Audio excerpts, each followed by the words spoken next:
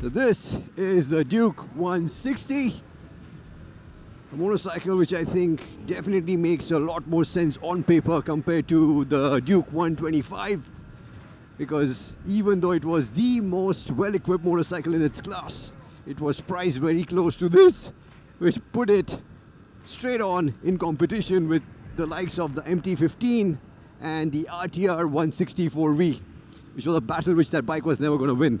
This, on the other hand, stands a really good chance. That's because this is primarily based on the Gen 2 Duke 200, a motorcycle which we loved. I think this is a really good looking motorcycle, especially in the blue color. That's my favorite. The engine too is based on the Duke 200, but it obviously has gone through a lot of changes. This is actually SOHC, just like the Duke 250, but KTM tell us that this is still well equipped to be as high revving as its DOHC siblings. And in their defense, this is the most powerful motorcycle in this segment now, makes 19 PS, 15.5 Newton meters of torque. And the other thing that KTM have done in the KTM way is insane reduction in weight. This is a colossal 12 kgs lighter than the Duke 200. And a lot of that weight saving has come from every single part on this motorcycle. So the biggest change, of course, is the tank. This is 10 liters compared to the 13 liters on the Duke. Then you, of course, have the same chassis, the same subframe, but even the tubing on that is a little bit thinner. The forks on this have pretty much the same travel. I think about 4 mm less travel compared to the Duke 200. But again, the diameter of the tubes is a little bit smaller. And then the big change, of course, is this gets the wheels and the brakes from the latest generation Duke 390, which are a whole lot lighter. So you have big weight savings everywhere.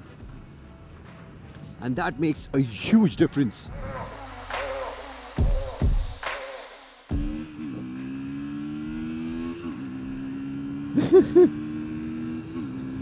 Yeah, that's another KTM thing. It is geared ridiculously short. I mean, the gear ratios on this are so short.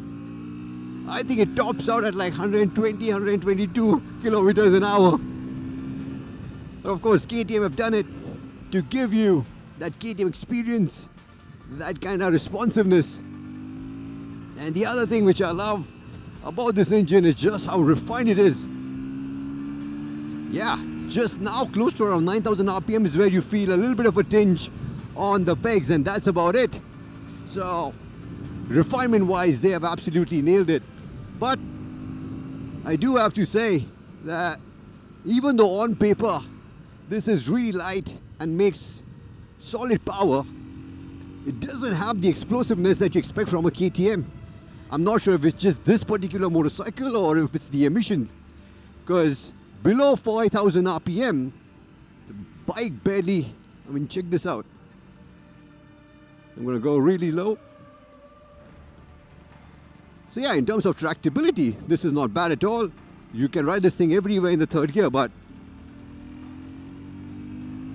now, close to 7,000 RPM is when it really gets going. This reminds me so much of the MT-15, because the MT-15 initially impressed us a lot because of its mid-range. But then with the version 2.0, with the more stringent emission norms, it had lost that mid-range. It would again only get going around 7,000 RPM. And that's kind of the case with this motorcycle as well. You really have to flog it to get it going. But the good thing about this is, yeah, at least the refinement is there and you don't really mind keeping the throttle pinned. If anything, it makes the experience, makes the motorcycle a lot more engaging to ride. The other thing, of course, that KTM always gets right is the gearbox is buttery smooth. There is, of course, no quick shifting here. The gearbox is really smooth. The clutch is slip and assist. It's really light to operate. And yeah, as I'm going over these bumps, that's the other thing, man. The suspension on this, yeah, I did not even feel that. Is lovely. Is really, really good. I can barely feel any of these undulations. I'm not even sure you can hear them in my voice. That's because, yeah, this has pretty much the same amount of travel as the Duke 200. I think 4 mm less at the front. But compared to its competition, it's a whole lot more travel, and it shows. It's really good at soaking up all of these bumps really, really well. And the other thing that KTM have done is they have made this even sharper. It's already lighter, and they've gone ahead and made the rake even sharper. And that means this is a perfect example.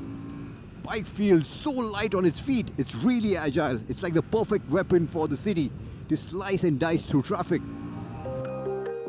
And as tempting as these roads are, they're really wet. And even though this motorcycle, the chassis, the brakes inspire a lot of confidence, the tires don't.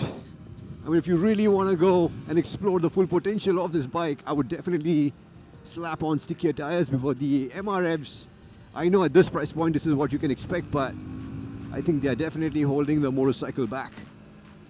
The brakes, yeah, it's insane. I mean, you have a 4-pot radial caliper, you have a 320 mm disc, which is even bigger than the unit on the Duke 200. And yeah, the braking is solid. Yes, it doesn't get sintered brake pads, gets organic ones, which don't have the same level of bite, but with this level of componentry, and for a motorcycle which only weighs this much, about 147 odd kgs, I think there's enough and more stopping power. But yeah, I think if you slap on stickier tires, the braking performance too will improve 100%. The other thing which I love about this Gen 2 platform is it's so spacious. The seat height is a little bit taller, 815 mm, but I love it. For a taller rider, there is so much more space for you to move around. The saddle doesn't feel as cramped as even the new latest generation Duke 390. Even in terms of the ground clearance, even though you have a pillion, you have plenty and more. You have 178 millimeters of ground clearance to scale our tallest speed breakers, even with the heaviest of pillions. And the good thing about this gearing and the fact that you can ride this in the third gear everywhere is this should also help you eke out what KTM claim as much as 40 kilometers per liter, which is kind of in the same ballpark as the MT-15. We have not been able to test it extensively on this first ride, but I wouldn't be surprised if you get somewhere close to that mark for sure.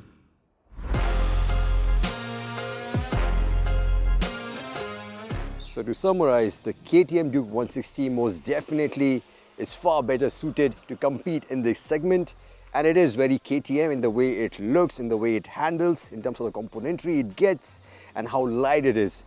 But for its price tag of 1.85 lakhs, there are a couple of things missing in its artillery.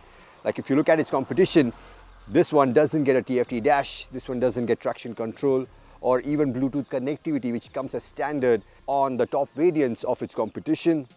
Even if you look at the TVS RTR 164V, that comes with adjustable levers, that comes with riding modes or glide through tech, which this motorcycle does not get. And the last thing, of course, is the way KTM have gone in terms of gear ratios, which have definitely enhanced the experience, but it's come at the cost of the top speed. And if you look at the kind of target audience that this motorcycle is targeting, younger riders, I'm not so sure if they'll be able to stomach the deficit in terms of top speed that this one has compared to the RTR as well as the MT-15. So how the younger riders deal with the lack of tech and the lack of top speed that the Duke 160 brings to the table, that only time will tell.